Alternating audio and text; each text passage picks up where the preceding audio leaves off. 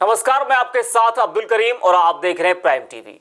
कल यानी कि 5 अगस्त को पीएम नरेंद्र मोदी ने अयोध्या में राम मंदिर का भूमि पूजन करके 500 साल पुराना विवाद खत्म कर दिया। लेकिन राम मंदिर निर्माण का श्रेय लोग सिर्फ बीजेपी और पीएम मोदी को ही क्यों दे रहे हैं? क्या कांग्रेस ने इसकी खातिर कुछ नहीं किया? क्या राजीव गांधी ने राम मंदिर के लिए कुछ नहीं किया? क्या नरसिम्हा राव ने कुछ नहीं किया? इन सभी ने राम मंदिर के लिए बहुत कुछ किया, लेकिन बाजी कोई और मार ले गया।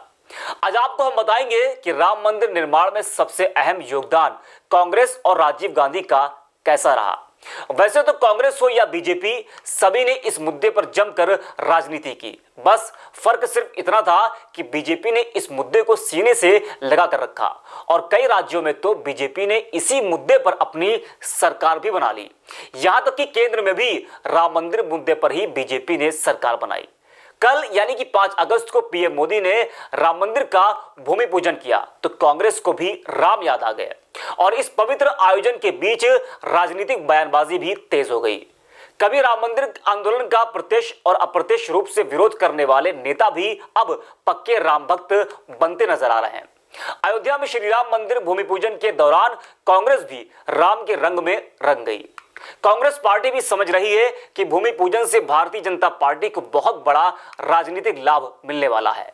ऐसे में कांग्रेस ने भी भूमि पूजन में जनता के सामने खुद को सबसे बड़ा राम भक्त बताने में कोई कोर कसर नहीं छोड़ा। अब इस मुद्दे पर जनता का ध्यान आकर्षित करने के लिए कांग्रेस को पूर्व प्रधानमंत्री राजीव गांधी की याद आ गई।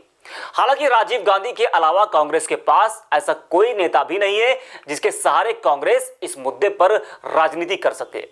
बता दें कि 1986 में पूर्व प्रधानमंत्री राजीव गांधी ने उत्तर प्रदेश के तत्कालीन मुख्यमंत्री वीर बहादुर सिंह को मनाया और राम जन्मभूमि मंदिर के ताले खुलवाए और फिर लोगों को भगवान श्री राम के दर्शन करने का अवसर मिला। 1985 में दूरदर्शन ने राजीव गांधी के कहने पर ही रामानंद सागर के रामायण का प्रसारण किया। चेन्नई में अपनी आखिरी प्रेस कॉन्फ्रेंस में जब राजीव गांधी से राम मंदिर पर सवाल पूछा गया था तो उन्होंने कहा था, इस पर आम राय बनाने का प्रयास जारी है, अयोध्या में ही राम का मंदिर बनेगा। अब पवित्र भूमि पूजन राजीव गांधी द्वारा 1986 में उठाए गए कदम कांग्रेस को संजीवनी बूटी के समान लग रहा है। कांग्रेस इस मौके पर इसे बखूबी भुना रही है। कांग्रेस महासचिव प्रियंका गांधी वाड्रा ने मंगलवार को कहा कि भगवान राम सब में है और सबके हैं।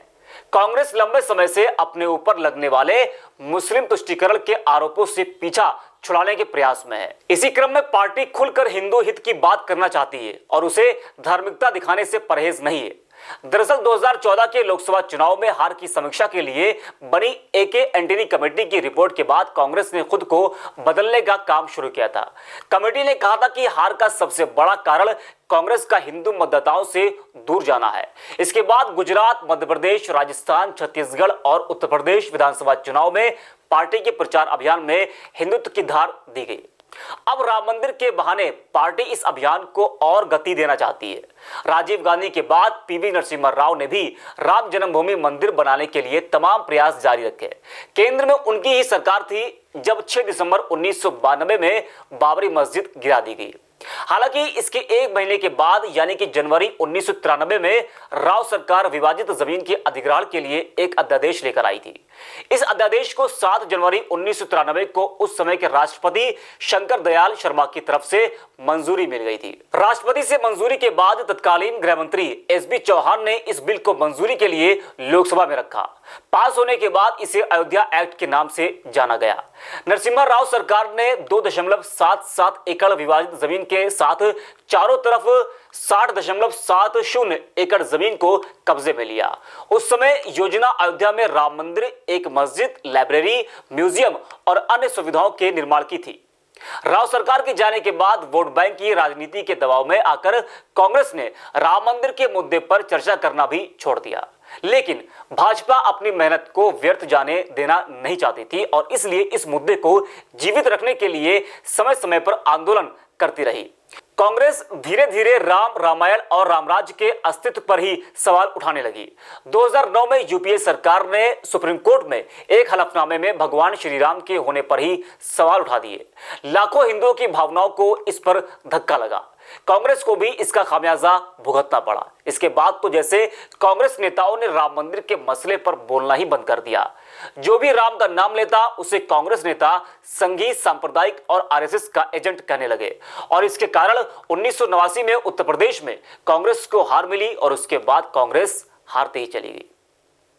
फिलहाल के लिए इतना ही। देश और दुनिया की तमाम खबरों के लिए देखते रहिए प्राइम टीवी। खबरों के अंदर की पूरी खबर, हर खबर की सटीक पड़ताल, आपका भरोसा हमारी जिम्मेदारी। सच, साहस और सरोकार, यही है हमारी पहचान।